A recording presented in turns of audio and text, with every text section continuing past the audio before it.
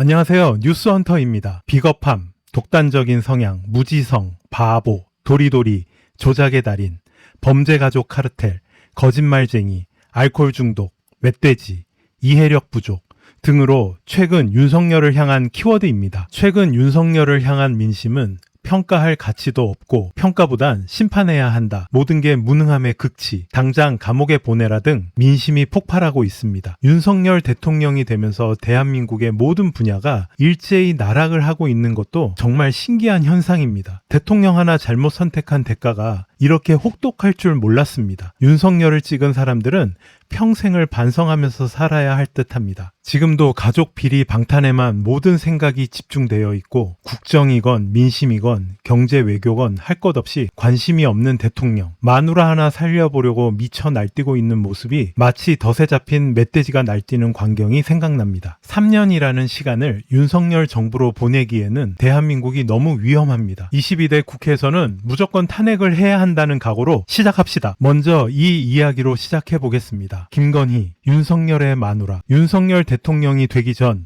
와이프 김건희에 대한 소문들의 수준이 심상치 않았습니다. 룸사롱 아가씨, 그리고 유부남 검사와 동거, 그리고 모 아나운서가 자기 남편이라고 자랑 등 이상한 소문부터 시작된 김건희 씨. 그녀는 어떤 사람일까요? 엄마 최은순과 함께 범죄 의혹 등 일단 일반 사람들이 보면 문제가 많은 집안이다. 심하게 말하면 범죄자 집안이구나라고 말들이 많았습니다. 최근 부쩍 비선 논란이 많아지고 있는데요. 용산 대통령 관저 공사에 코바나 컨텐츠 전시장 설치하던 협력업체를 수의계약으로 공사 진행한 것도 문제이고 이를 숨기기 위해 감사원에서도 나몰라라 변명만 하고 있습니다. 정부가 발주한 공사 입찰 내역을 볼 수 있는 나라장터 사이트입니다. 행정안전부가 주택 인테리어 공사를 공고했습니다. 12억 2,400만 원짜리로 공사 현장은 세종특별자치시, 입찰 방식은 경쟁 입찰이 아니라 수의 계약이었습니다. 지난 5월 25일 11시에 입찰을 개시해 1시간 만에 마감됐고 오후 1시에 개찰, 그러니까 2시간 만에 업체가 선정된 걸로 나옵니다. 그런데 이 공사는 윤석열 대통령 부부가 이사하게 될 서울 한남동 관저 수리공사인 것으로 드러났습니다. 무슨 공사인지 알 수 없게 제목을 쓴 데다 공사 현장을 세종시로 썼습니다. 대통령실은 공사 현장을 다르게 입력한 건 담당자의 단순 실수라면서 보안시설이라 수의계약으로 진행했다고 설명했습니다. 그런데 이 업체가 김건희 여사가 코바나 컨텐츠를 운영할 당시 전시를 협찬했던 곳과 같다는 오마이뉴스의 보도가 나왔습니다. 2016년 르코르비지 예전, 2018년 자코메티전에 협찬했던 업체들이 관저 인테리어 공사와 감리를 맡았는데 여기에 김 여사와의 친분이 작용한 것 아니냐는 의혹입니다. 의혹이 제기된 업체들을 찾아가 봤습니다. 관계자단이 손님이다. 거기에는 사무실 쓰고 계신 건데 여기는 계약을 해주고 계약할 때 모습 한 번도 안 왔어요. 대통령실은 보안상의 이유로 이 업체들이 공사를 담당했는지 여부는 확인해 줄 수 없다고 밝혔습니다. 그러면서도 언급된 업체들이 과거 코바나 컨텐츠 전시에 관계된 것은 맞다면서 당시 전시회 인테리어 공사를 담당했고 감사의 뜻으로 이름을 올린 걸로 안다고 해명했습니다. 야당은 대통령 관저가 사적 공간은 아니라며 의혹을 밝혀야 한다고 비판했습니다. 과거 어느 역대 정부에서도 들어본 바 없는 권력 사유화의 전형입니다. 대부분 비공개 깜깜이 계약으로 진행되고 있는 대통령실 이전 공사와 관련된 의혹에 대해 진상을 철저히 밝혀야 합니다. 실제로 지난 정부 청와대는 보안상 수의 계약을 맺어야 하는 대통령의 관저는 물론 퇴임 이후 양산 사저 관련 공사에 대해 업체명, 공사 금액까지 공개했습니다. 보안이 중요하다는 이유로 대통령을 둘러싼 정보가 공개되지 않으면서 윤 대통령 부부와 사적인 연을 맺은 이들이 공적인 영역에 개입되고 있는 것 아니냐는 의혹이 반복되고 있습니다. 재작년 3월 윤석열 당시 대통령 당선인은 집무실을 용산 국방부 청사로 옮기겠다고 발표했습니다. 국가안보지휘시설 등이 잘 구비되어 있고 청와대를 시민들께 완벽하게 돌려드릴 수 있을 뿐 아니라 경호 조치에 수반되는 시민의 불편도 거의 없습니다. 관저는 대통령실에서 3km 떨어진 한남동 외교장관 공관으로 확정됐습니다. 그런데 의사 결정 과정이 투명했는지 등에 대한 의혹이 거듭 제기됐습니다. 군사작전 하듯이 이렇게 졸속으로 이전하는 것, 한 열흘 기간을 주고 방을 비워라 하는 식의 이런 추진은 도움이 되지 않는다. 김건희 여사와 관련된 업체에게 관저 공사를 맡겼다는 특혜 의혹도 제기됐습니다.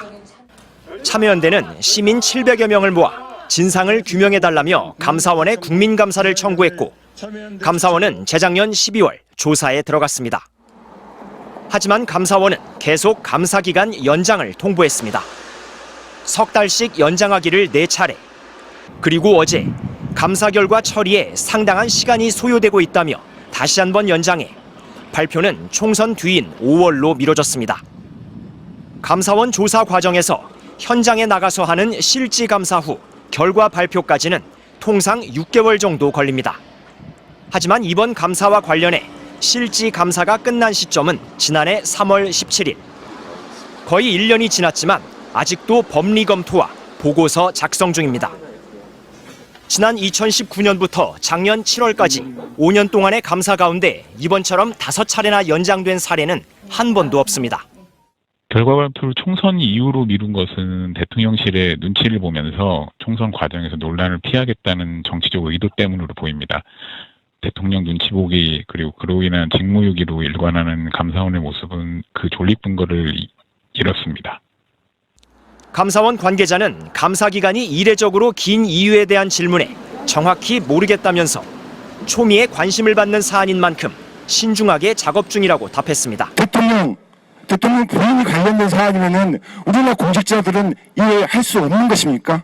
제대로 된 국가라고 말할 수 있습니까? 부패방지법은 60일 안에 국민감사를 마치도록 규정하고 있지만 감사원은 필요에 따라 기간을 연장할 수 있다는 규정을 들어 발표를 늦춰왔습니다. 감사원에서 진행한 국민감사 중에 6차례나 연장된 사례가 있었습니까? 저는 본 적도 없고 들은 적도 없습니다. 매우 이례적이고 매우 비정상적인 상황입니다.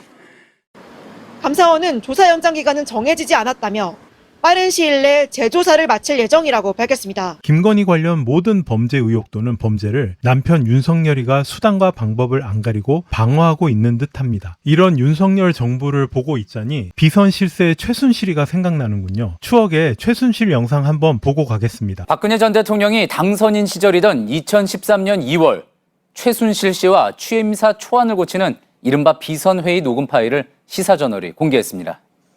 부국 정국? 하여튼 이건 좀 상의해보세요. 예. 좀 적어요. 예.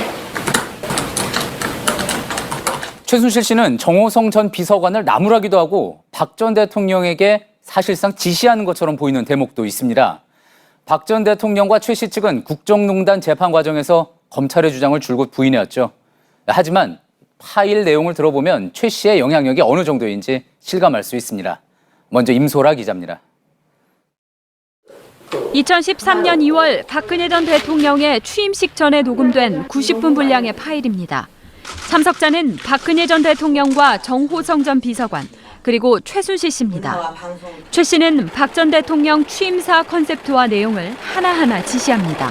정 과장님, 이 팩트가 있어야 돼. 정확하게 딱 내지를 보면 메시지가 있어야 되는데 톡톡 막 부사적도 막 이렇게 막 드라마틱도 아니고 그러니까 딱 꽂히게. 나중에 다 듣고 나면 그것만 남는다. 그것만 남는다. 근데 이건 너무 막 그 라프하게 구절이 얘기를 해가지고. 박 전 대통령이 띄엄띄엄 아이디어를 나열하면 최순실 씨가 이를 완전한 문장으로 고쳐 말합니다. 국민 행복은 우리가 이렇게 맞춤형 복지라든가 왜 그런 걸로 많이 했잖아요. 하나하나 다 챙겨서 맞춤형으로 완전히 그 생애 주기 이렇게 하는 그거. 그다음에 당당하고 이제 그거 한 대한민국은 이제 우리 대한민국의 사람들이 어느 나라에 어디에 가든지 항상 그 네트워크가 형성이 돼서 당당하고 당당한 대한민국의 국민을 만들고 그 틀을 마련하는 거에 아주 쏟아부을 것이다. 그 얘기를 좀 해야지. 그런 게 없으면 이게 뻥을 치는 것 같은데. 최 씨는 인수위 실무진들이 만든 초안을 읽어내려가며 비웃기도 합니다. 박 전 대통령은 크게 웃으며 호응합니다. 청소년들이 유해식품, 불량식품에 노출되어 건강을 해치는 일이 일어나지 않도록 할 것입니다. 이게 취임사에 이게 말이 되냐? 참나 못 살겠어 진짜. 아이스크림 얘기 왜 안 하시오?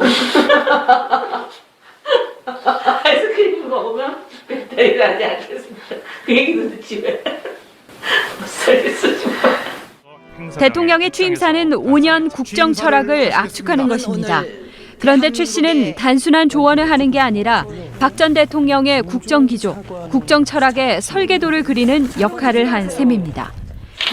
부국 강한 거하고 정국에서 행복하고 형국이 행복하고 안전하고 편안하고 그 자긍심을 살리는 걸 뭐라고 표현할지 그렇게 해서 딱 그걸 규정 짓는 말을 찾아야 돼.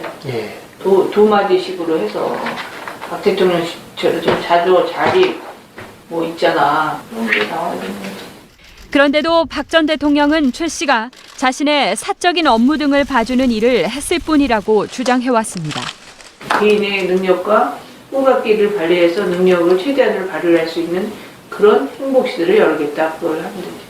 같은 말을 하더라도 좀 멋있게 완전히 꽂히게 좀 이렇게 철학에 담기게. 지금 용산에서도 이 영상과 같이 김건희가 윤석열 그리고 대통령실 사람들에게 호통치며 지시를 하고 있다고 상상이 되는 건 저의 착각인 건가요? 최근 네이버 라인 문제도 친일적인 대응으로 대통령실이 문제를 크게 만들고 있습니다. 왜 독도를 우리나라 땅이다라고 말 못하고 왜 네이버 라인이 우리나라 기업인데 일본에 말 한마디 못하는 윤석열, 이런 뒷배경에는 김건희와 천공의 국정농단이 느껴지는군요. 비선 개입으로 멍들고 있는 네이버 라인 문제를 정리해 볼 수 있는 영상 보고 오겠습니다. 자, 그럼 이번 사태가 지금까지 어떻게 흘러왔는지 처음부터 정리를 해보겠습니다. 자, 지난해 11월 네이버 클라우드가 사이버 공격을 받으면서 여기에서 관리하던 라인 야후의 개인정보 52만 건이 유출됐다는 사실이 알려졌습니다. 그러자 일본 총무성은 올 들어 2차례 라인 야후를 상대로 행정 지도에 나섰습니다.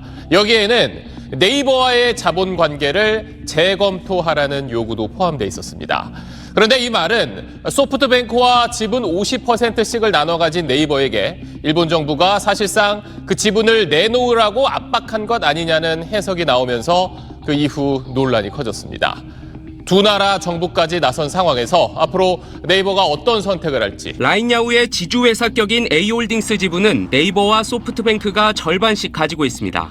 하지만 A홀딩스 이사회에서 소프트뱅크 측 인사가 다수여서 라인야후의 경영권은 사실상 소프트뱅크에게 있는 것으로 해석됩니다. 네이버로선 경영권을 행사하기 어려워 지분 매각 등 다양한 전략적 선택을 고민해왔습니다. 하지만 일본 정부의 행정지도가 지분 매각을 압박하는 모양새가 되면서 오히려 결정을 내리기 어렵게 됐습니다. 행정 지도 자체가 굉장히 이례적이기는 하지만 이것을 따를지 말지 결정하는 문제가 아니라 중장기적인 사업 전략에 기반해서 결정할 문제로. 라인야후의 지분 구조상 네이버가 보유한 A홀딩스 지분 50%의 시장 가치는 약 8조 원. 경영권 프리미엄이 얹어지면 10조 원 이상으로 추산됩니다. 다만 이만큼 받아낼 수 있을지는 미지수입니다. 지배구조 자체가 전부 다 일본 사람들이 다 이사에 갖고 있는데 밸류에이션을 제대로 해주겠어요? 헐값에 뺏길 거라고 봐요. 라인이 동남아 시장을 넘어 글로벌 플랫폼으로 성장할 가능성, 또 금융이나 이커머스 시장까지 사업을 확장할 수 있다는 점에서 지분 매각은 네이버에 부정적일 수 있습니다. 북미나 서구권에 사업을 나가는데 지분이 뺏기게 되면 뭐야제가 좀 보기 안 좋다. 이러면서 좀 투자 심리가 안 좋아지는 부분이지. 일본 총무성이 라인야후에 7월 1일까지 재발 방지책을 내라고 요구했기 때문에 그때까지 지분의 일부 또는 전체 매각을 결정할지 아니면 장기전으로 돌입할지 네이버의 고민이 깊어지고 있습니다. 메신저 라인을 운영하는 일본 라인야후는 라인플러스를 비롯해 파이낸셜과 스튜디오 등의 계열사를 한국에 두고 있습니다. 이런 한국법인 직원들만 2,500명에 달합니다. 일본 총무성의 행정지도가 네이버가 보유한 라인야후 모기업의 지분 일부 또는 전체를 매각하라는 압력으로 비춰지자 한국 법인 직원들의 불안감이 커지고 있습니다. 일본 법인으로 팔리는 거니까 고용에 대한 불안들, 그리고 우리가 그래도 이 만들어온 서비스를 뺏기는 거에 대한 약간 박탈감 이런 것들도 있고. 네이버가 보유한 라인야후 모기업의 지분 전체를 소프트뱅크가 인수할 여력은 크지 않다는 관측이 일반적입니다. 네이버가 일정 수준의 지분을 유지한 채 동남아 사업 등 협력을 모색할 가능성이 크다는 겁니다. 라인플러스 사측은 모레 전 직원을 대상으로 설명회를 열어 현 상황에 대한 경영진의 입장을 전달하기로 했습니다. 네이버 노조는 네이버와 라인 관계법인 직원들의 의견과 제안도 모레 간담회를 통해 사측에 전달할 것으로 알려졌습니다. 외교적, 정치적 파장이 커지자 시민들의 관심도 커졌습니다. 라인에 대한 포털 검색량이 나흘 새 15배 급증한 겁니다. 외국에서 뺏긴다고 생각이 들 수밖에 없었고, 그거에 대해서 좀 되게 안타깝고, 이제 뭔가 정부에서 그런 대책이 필요한 게 아닌가. 지분 매각을 포함해 사업 전략상 유리한 방안을 고민하고 있다고 밝힌 네이버로서는 걷잡을 수 없이 커진 국민적 관심이 부담스럽다는 분위기가 역력합니다. 최순실의 국정농단도 내부인들에서 나왔듯이 김건희 윤석열 부부 관련 국정농단도 녹취 등 물증들이 내부에서 오픈될 것을 기대하며 오늘 영상은 여기에서 마무리하겠습니다. 지금까지 시청해주신 구독자님 감사합니다.